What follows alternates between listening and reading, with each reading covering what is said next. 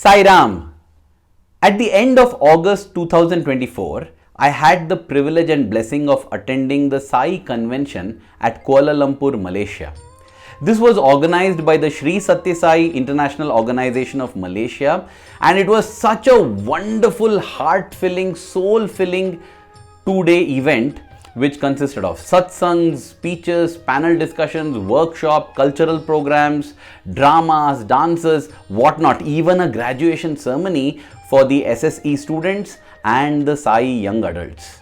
It was organized at the Asia Pacific University campus, and what was amazing is that the top management at this university, where there are students from more than 100 different countries, all the flags are in fact hanging all around the university campus. They are so impressed with the work done by the Sri Sathya Sai International Organization of Malaysia that they gave out the premises and all the facilities, most of them at no cost and the others at nominal cost. Among the various programs that I witnessed here, one thing caught my eye. This was a choir, a Malaysian devotees choir that consisted of devotees who were all of Chinese origin. And that really struck me as unique. How many devotees from China for Swami? Of course, Malaysia is a potpourri of different cultures and people, and there are a lot of people of Indian origin here and a lot of people of Chinese origin here. But you know, these people were singing songs and bhajans which are actually Sanskrit bhajans, but with Chinese words and excellent translation. And I was very curious to know how so many of these people from China Chinese origin, are devotees of Bhagawan.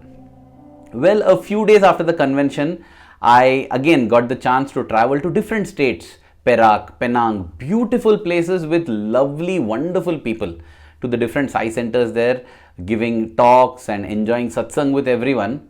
That is when somebody gifted me a book called The Malaysian Experience, and in that I got the answer to this question that had just come so spontaneously in my mind as to how is it that so many devotees are of Chinese origin, and more importantly, they are singing the bhajans that we sing in Sanskrit but with Chinese lyrics and the same bhava or feeling. This came through the story and life experience of Mr. Wong Wing Kwan, and this is from the book The Malaysian Experience.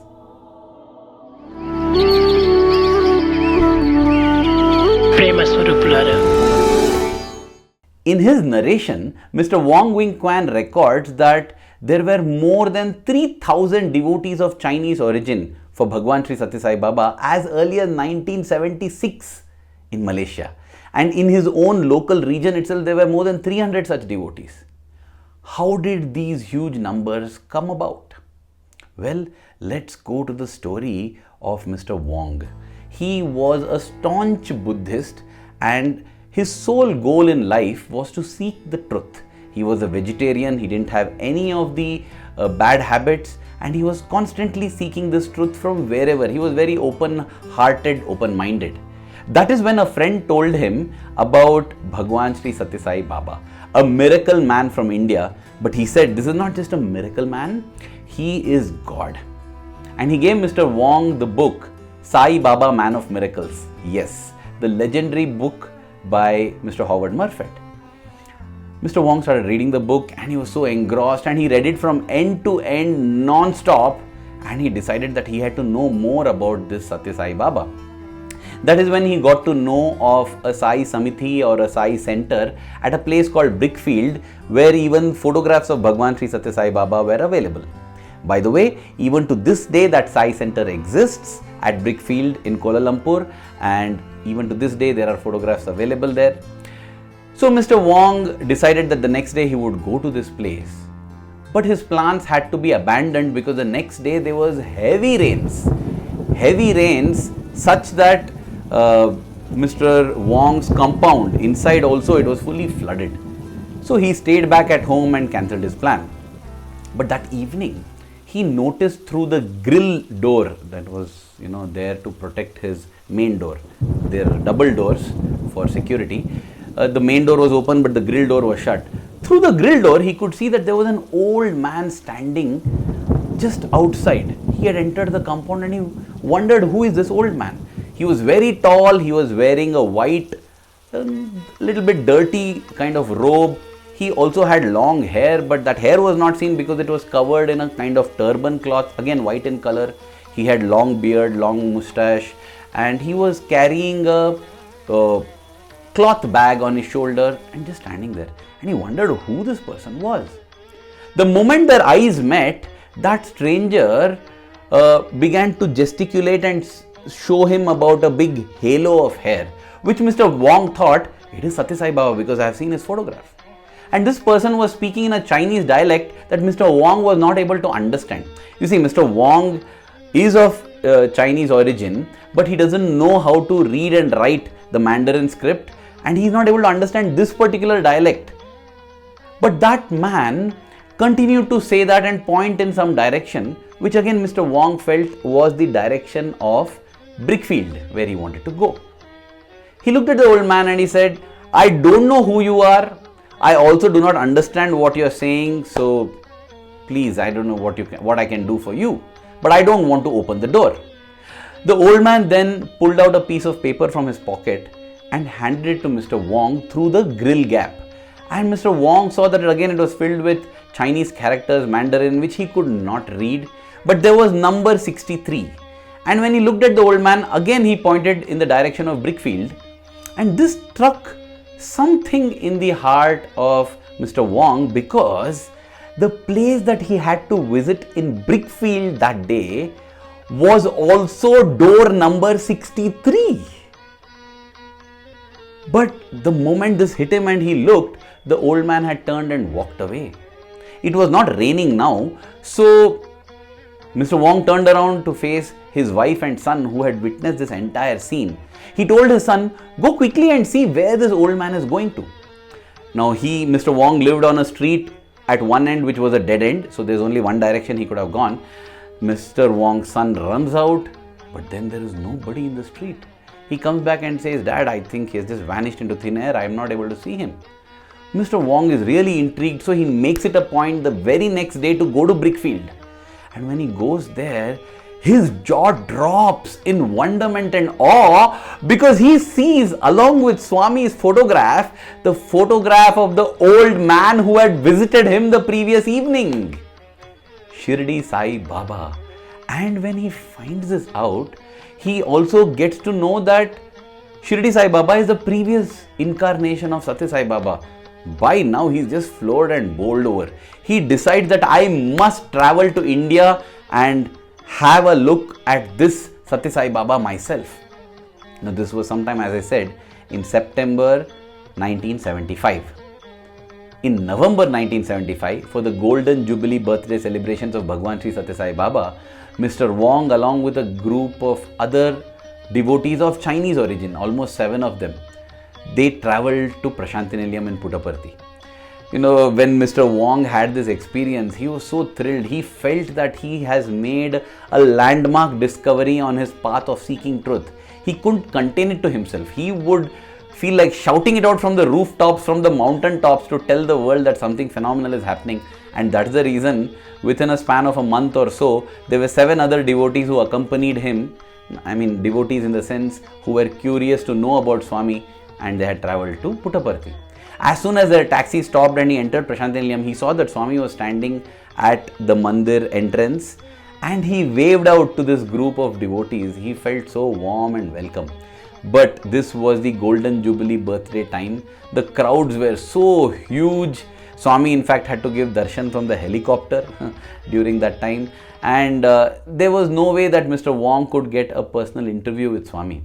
But one day when Mr. Wong was walking near the Purnachandra auditorium, suddenly Swami steps out of the Purnachandra auditorium and they both surprise each other. Of course, Swami is not surprised because it's all part of his master plan. Swami looks at Mr. Wong, points to his heart and tells him, I am in you, you are in me. Continue doing your good work.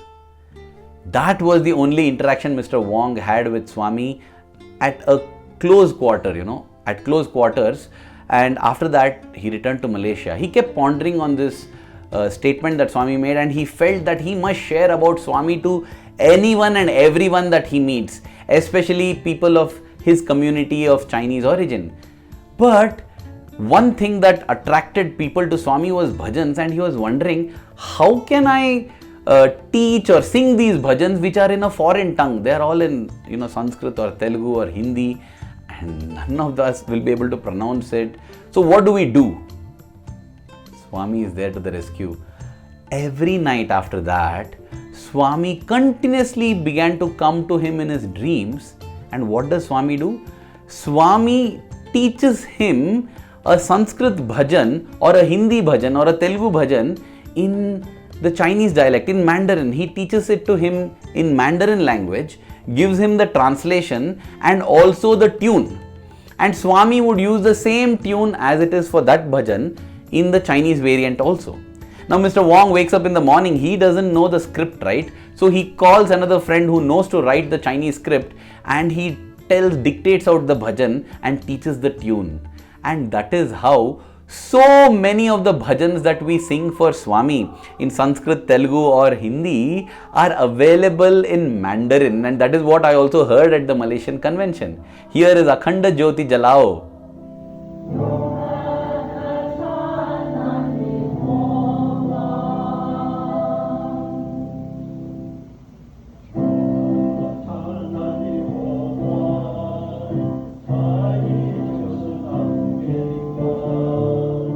That apart, Swami also gave vibhuti to Mr. Wong and told him that there would be more than sufficient vibhuti for him and he should distribute it to anyone who is in need.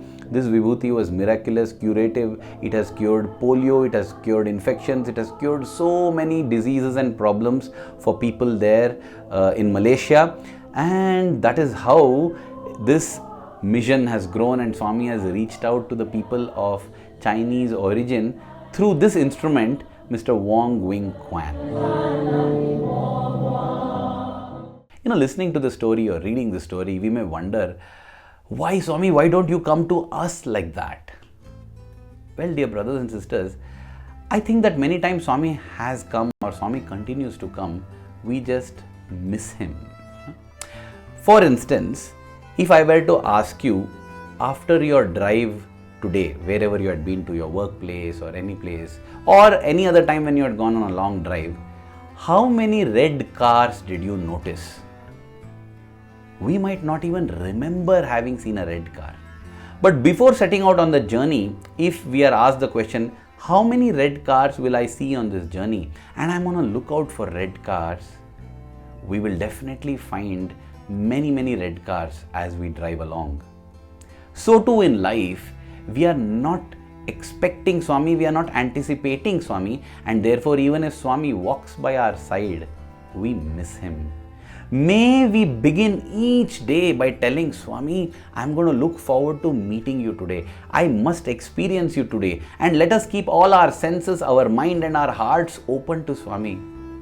And I promise you, dear brothers and sisters, when we do that, there is no way that we will miss him, because his presence, he is omnipresent, omnipotent, omniscient. He is there everywhere. And when there is yearning in our heart, he will definitely show himself to us. Dear Swami, may we start each day with you with love. May we spend each day with you with love. May we end each day with you with love. And may the love that we have for you in our hearts keep growing stronger every passing moment. Thank you. Jai Sai Ram.